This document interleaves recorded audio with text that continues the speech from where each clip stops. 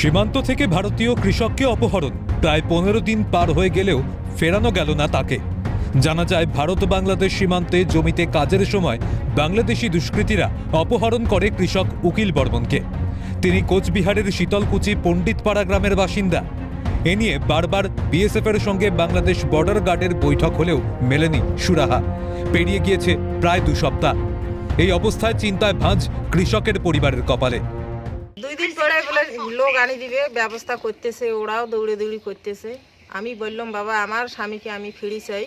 3 দিন গেলাম, সাহেবও বলতেছে বলে দিব দিব দিব। আমি মিটিং হইতেছে, মিটিংও কোনো বলে না বলে। ওদিকের ভিডিওও আসি না, ক্যাম্পের থেকেও কিছু বলতে পারে না, খালি খায় আসবে আসবে। বৃহস্পতিবার অপহৃত উকিল বর্মনের বাড়িতে পৌঁছান রাজ্য পুলিশের উত্তরবঙ্গ আইজি রাজেশ যাদব, কোচবিহার জেলা পুলিশ সুপার দ্যুতিমান ভট্টাচার্য সহ অন্যান্য পুলিশ আধিকারিকরা। আইজি উত্তরবঙ্গ জানান, ওই কৃষককে ফেরানোর বিষয়ে সব রকমভাবে চেষ্টা করা হচ্ছে, চেষ্টা চালাচ্ছে বিএসএফও। ওই কৃষককে দ্রুত ফিরিয়ে আনা হবে বলেই আশাবাদী তিনি।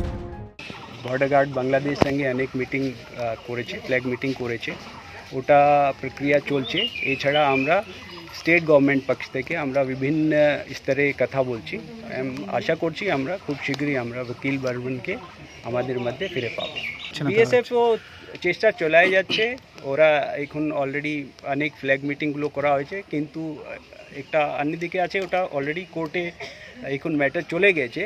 ওর দিক থেকে বি আমরা কিন্তু লিগ্যাল ওয়েতে বি আমরা এই ম্যাটারটা দেখছি। এখন কতটা আশাবাদী স্যার? কতটা আশাবাদী স্যার? 100%। মাঝে মধ্যেই নানান বিষয় শীতলকুচি উত্তপ্ত হয়ে ওঠে, আর সেই শীতলকুচিতেই এবার বাংলাদেশি দুষ্কৃতী দ্বারা ভারতীয় কৃষক অপহরণের জেরে চাঞ্চল্য এলাকায়। সীমান্তের নিরাপত্তা নিয়ে দেখা দিচ্ছে প্রশ্নচিহ্ন। একই সঙ্গে দেখার কত দ্রুত ঘরের ছেলে ঘরে ফিরে আসে। কোচবিহার থেকে শশীকেশ রায়ের রিপোর্ট, ক্যালকাটা নিউজ।